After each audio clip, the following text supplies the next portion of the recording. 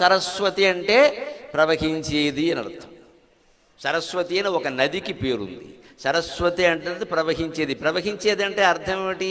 విద్యకి BA, MA, BTech, MTech లాంటివి ఏవో ఉంటాయి కానీ దానికి అంతు లేదండి. తెలుగులో ఒక సామెత, వచ్చే వరకు వల్లె వెయ్యాలి, చచ్చే వరకు చదవాలంట. వల్లె వేయడం అంటే కంఠస్థం చేయడం. ఒక శ్లోకాన్నో పద్యాన్నో, ఇంగ్లీష్లో ఒక సూత్రాన్నో, లెక్కల్లో ఒక సూత్రాన్నో ఎంతవరకు చదవాలని విద్యార్థి అడిగితే ఏం చెప్తాడు ఉపాధ్యాయుడు? వచ్చే వరకు చదవయ్యా అంటాడు. దానికి లెక్క ఏమిటండి? 10 సార్లు చదవంటే వాడేం చేస్తాడు? 10 సార్లు చదివాను సార్, అయిపోయింది, ఇంకా నేను అలా కుదరదు. ఇక్కడ వచ్చే వరకు చదవాలి. 10 అనేది రావడం కోసం.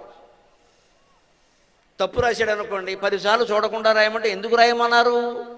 మళ్ళీ రావడం కోసం, అంతే కదా. మనం చూడకుండా అలా రాయాలి. అంతేకాని అక్కడ ఘటోత్కచుడు అని ఉంటే పూర్వం మా బోటుకెళ్ళ ఇంపోజిషన్ రాసేవాళ్ళు బద్ధకం కదా పిల్లలకి. మా మిత్రులను కొంతమందిని చూసేవాడు, ఘటోత్కచుడు సరిగ్గా రాయలేదు అనుకో, ఘా సరిగ్గా రాసి మాస్టర్ టోత్కా అన్ని రాసిస్తే ఘటోత్కచుడు రాసేవాడు కాదు. విచిత్రం అండి. 10 సార్లు కదా ఘా ఘా ఘా ఘా ఘా టో టో టో టో టో కా కా ఇలా 1000 జన్మలు రాసినా ఘటోత్కచుడు రాయలేదు. ఇదో సింపుల్ విధానం. అంటే ప్రతిదానికి ఓ దరిద్రపు విధానం ఒకటి కనిపెడతాం మనం. శతకోటి దరిద్రాలకు అనంతకోటి ఉపాయాలని చిన్నప్పుడు అందరం చేసాం ఈ వెంట పని. అది ఎవడో ఒక తొందరగా అయిపోయినట్టుగా అనిపిస్తుంది. గా గా గా గా రాసి అలా రాస్తే ఏమవుతుంది? గా రాయడం వస్తుంది, టో రాయడం వస్తుంది, కా రాయడం వస్తుంది, కానీ ఘటోత్కచుడు రాయడం రాదు. మొత్తం చదవాలి ఖచ్చితంగా. కకార రకారముల ఘా టకార ఓకారముల టో అని రాయాలి. అప్పుడు టకారం ఓకారం కలిసింది. అలాగే తా కింద కావొత్తు, తా కింద కావొత్తు అనేకూడదు. తకార కకార అకారముల త్కా అనాలి ఖచ్చితంగా. అది నేర్పే విధానం.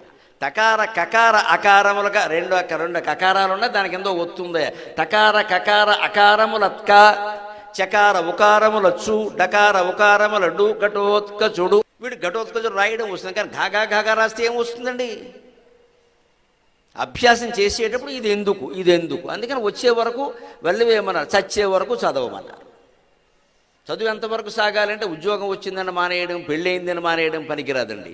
జ్ఞానం కోసం ఎప్పుడూ చదువుతూనే ఉండాలి. అందుకే విద్యాదేవత పేరు సరస్వతి. సరస్వతి అంటే flowing flowing flowing, ever flowing, ఎప్పుడూ ప్రవహిస్తూనే ఉంటుంది. దానికి అడ్డు ఆపు లేదు. అదే చదువు. దాని తర్వాత నేర్చుకునేది ఇంకోటి ఉంటుంది. అధ్యాత్మ విద్య నేర్చుకుని సంపూర్ణంగా అద్వైత జ్ఞానం పొందే వరకు, అహం బ్రహ్మాస్మి తత్వమసి అనే మాటలకు అర్థం అనుభూతి పరంగా తెలుసుకునే వరకు చదువు ముగిడం అన్న సమస్య లేదండి. అంతవరకు జ్ఞానార్జన చేయాల్సిందే.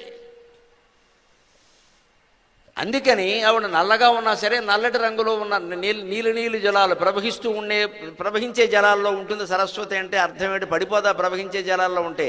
విద్య ఎప్పుడు ప్రవహిస్తూ ఉండాలి నాయన, నిలవనీరులాగా కుళ్ళుకంపు కొట్టద్దు అని అర్థం. అక్కడ నీరు నిలవ ఉంటే దోమలు జారుతాయి. విద్య ఎప్పుడు ప్రవహిస్తూ ఉండే. ఇది అయిన తర్వాత అది అయిన తర్వాత ఇది. పరీక్షల కోసం చదవడం వేరు, జీవితం అనే పరీక్ష కోసం చదవడం వేరు. అది ఎంత చదివినా అవదండి. అది జీవిత పరీక్షల కోసం చదవాలి. ఈ పరీక్షలు ఎంత కాపీ కొట్టినా కూడా నెగ్గుతాం ఈ పరీక్షల్లో. జీవితంలో కాపీ కొట్టే అవకాశం లేదమ్మా. అమ్మవారి కాళ్ళ మీద పడాల్సిందే జీవితంలో నెగ్గాలంటే. ఆవిడ కాళ్ళ మీద పడాల్సిందే. కాపీ కొడితే కుదరదు ఇక్కడ. ఎవరి అనుభవాలో మనకేం పని చేయమండి. ఇక్కడ మన జీవితం మనదే. ఎవరో చెబుతారు, మనకు దుఃఖం వచ్చిందనుకోండి, ఇలా చేయి అలా చేయి, నాకు వస్తే ఇలా చేసి అంటారు. అలాగే చేస్తే మనకు కలిసి వస్తుంది ఏం లేదండి. ఇక్కడ మన జీవితం వేరే. ఇక్కడ దాన్ని ఆదర్శంగా తీసుకుంటేనే మనం ఏం చేయాలో మనం ఆలోచించుకోవాలి.